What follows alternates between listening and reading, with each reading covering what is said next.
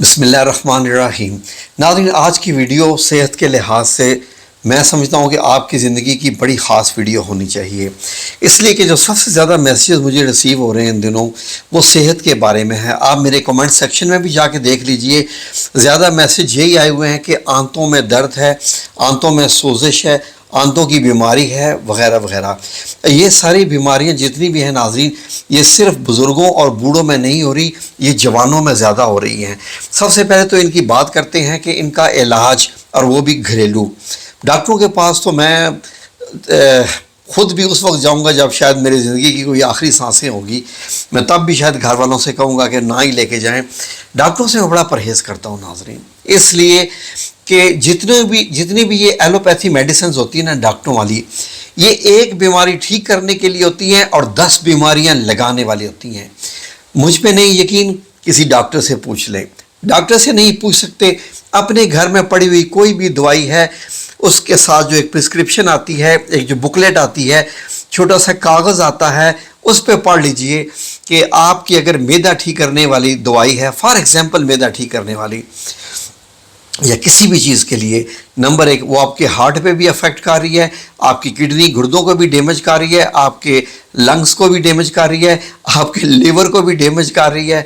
तो नाज़रीन, एक मतलब यह है कि एक आम मैदे की डाइजेशन ठीक करने वाली जो दवाई है वो इतनी सारी चीज़ों को डैमेज कर रही है, तो हम क्या एलोपैथी की तरफ जाएं? मैं ये समझता हूँ, ये मेरा असूल है, आप लोगों के लिए मैं नहीं कह रहा कि मैं इसको हमेशा आखिर पे रखता हूँ।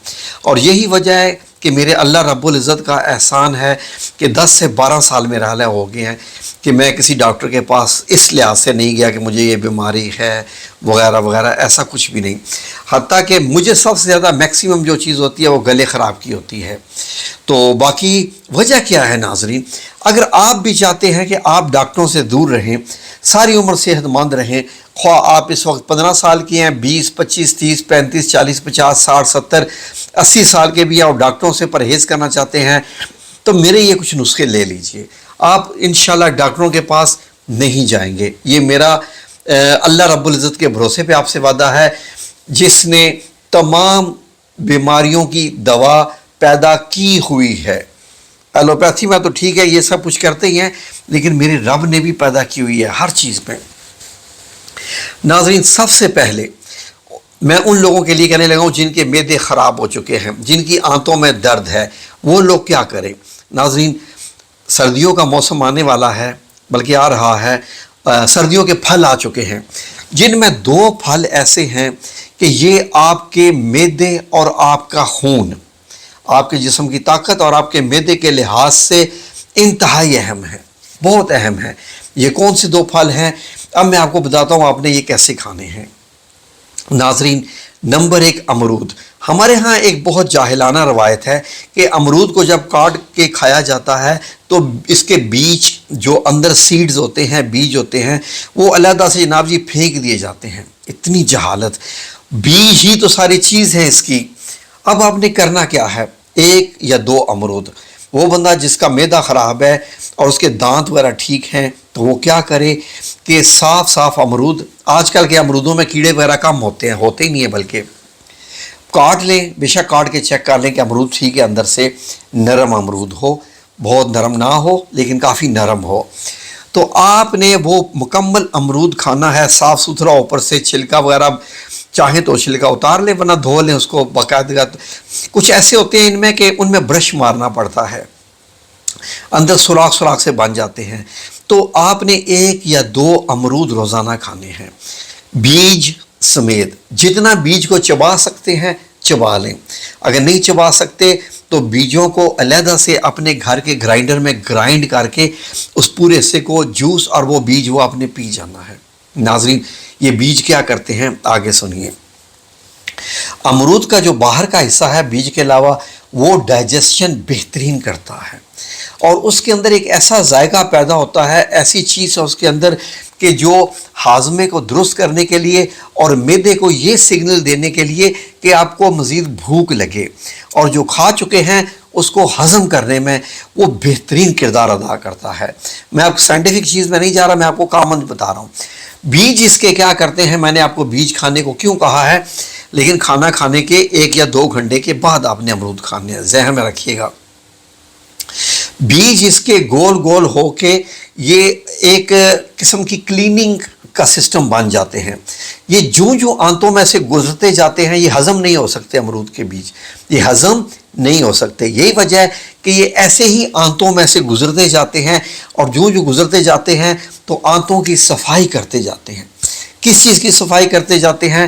جو آپ لوگوں نے شورما کھایا ہوتا ہے، جو پروٹھے کھائے ہوتے ہیں، جو میدے کی چیزیں آج کل آپ کھانا شروع ہو گیا ہے، جو جا کے بروسٹ آپ نے کھایا ہوتا ہے، جو آپ نے چکن نگٹس کھائے ہوتے ہیں، یا پتہ نہیں کیا کیا چیزیں کھائی ہوتی ہیں جن میں میدا شمار ہوتا ہے، میدے کی بسکٹس آپ کھاتے ہیں، یہ ساری چیزیں آپ خود دیکھیے، آپ لوگ غور کریں کہ آپ لوگ جب خواتین جب آپ آٹا گوندتی ہیں تو آپ کو معلوم ہے کہ جب آٹا آپ کے گیلا آٹا گوندتے وقت جب آپ کے ہاتھوں میں لگ جاتا ہے تو نہیں اترتا جب تک آپ پانی سے نہ دھوئیں۔ اسی سے اندازہ لگا لیں کہ میدا جو کہ پیور فارم ہے اس کی، بالکل ریفائنڈ ہوتا ہے وہ والا، وہ بالکل جیسے ہوتی ہے نا گلیو، وہ گلیو بن جاتا ہے۔ ہم بچپن میں میدے سے اپنی پتنگیں بنایا کرتے تھے میں آپ کو مزے کی بات بتا رہا ہوں، یس پتنگیں بنایا کرتے تھے میدے سے، کیونکہ یہ گلیو بن جاتا ہے جب آپ اس کو پانی میں ملا لیتے ہیں۔ تو اس کے بعد جب یہ ہماری آنتوں میں سے گزرتا ہے تو آنتوں کی دیواروں کے ساتھ یہ لگتا جاتا ہے، اور دیواروں کے ساتھ لگا رہتا ہے، اور دیواروں کے آنتوں کے ساتھ لگا ہی یہ گلتا سڑتا رہتا ہے، بدبو پیدا کرتا رہتا ہے، جس سے آپ کے جو ہے بہت آپ کو مشکلات ہوتی ہیں، آنتوں کی سوزش ہو جاتی ہے، اس سے پھر آپ کو بخار ہونا شروع ہو جاتا ہے۔ تو یہ امرود یہ کام کرتا ہے کہ وہ صفائی کرتا ہے۔ ایک پھل ہی ہو گیا۔ دوسرا آج کل پھل آیا ہوا ہے انار، بچپن سے سنتے آئے تھے 1 انار 100 بیمار، کبھی سمجھ نہیں آئی تھی، اب پتہ چلا ہے کہ انار میں بہت زیادہ آئرن ہوتی ہے، اور انار کے جو بیج ہوتے ہیں یہ آپ کا ڈائجسٹو ٹریکٹ، آپ کے دانتوں سے لے کے آپ کے ریکٹم تک، آپ کے یوریتھرا تک، آپ کے مکمل کلیننگ کرتا ہے۔ یہ جیسے امرود کے بیج آپ کے انٹسٹائنس کو کلین کرتے ہیں، آنتوں کو، ایسے ہی انار جب آپ 1 انار کھا لیتے ہیں، انار کے جو بیج ہوتے ہیں وہ کلیننگ کرتے ہوئے جاتے ہیں، ایسی کلیننگ کہ یقین کریں کہ ایک دم جیسے پائپ کلین ہو جائے تو اس میں سے پانی پھر کیسے گزرتا ہے، بالکل ایسی۔ اور پھر انار کا جو رس ہوتا ہے وہ تو ہوتا ہی جیسے بلڈ ہے، اور اس کا ذائقہ، اور پھر اس کے بعد اس میں آئرن۔ انار کھانے سے آپ کی سکن پنک وائٹش چمکدار شائنی ہو جاتی ہے، آپ کے ریڈ بلڈ سیلز، خون میں طاقت آتی ہے، آئرن آتی ہے، پٹھے آپ کے طاقتور ہو جاتے ہیں، آپ کی ہڈیوں میں طاقت آ جاتی ہے، آپ کے سوچنے میں، سمجھنے میں۔ اسی لیے حکمت کی دنیا میں انار کی بڑی اہمیت ہے۔ اناردانہ استعمال کیا جاتا ہے دل کے مریضوں کے لیے، اناردانے کا جو شاندار میں آلریڈی چینل پہ بتا چکا ہوں۔ تو انار کھانے سے آپ کی دل کی بیماریاں بھی ختم ہو جاتی ہیں۔ یقین کریں کہ اللہ رب لوگ کہتے ہیں جی کہ آم مینگو جو ہے پھلوں کا بادشاہ ہے، میں آج تک کبھی بھی نہیں مانتا۔ آم کبھی بھی پھلوں کا بادشاہ نہیں ہو سکتا، جو کہ زیادہ آم کھانے سے آپ کا سٹول بہت ہارڈ ہو جاتا ہے، اور آپ کو یورک ایسڈ کی بیماری لگ جاتی ہے، انتہائی میٹھا ہوتا ہے، جس سے اور آپ کو مطلب زیادہ آم کھانا بھی نقصان دہ ہے۔ لیکن وہ کیسے پھلوں کا بادشاہ ہو سکتا ہے؟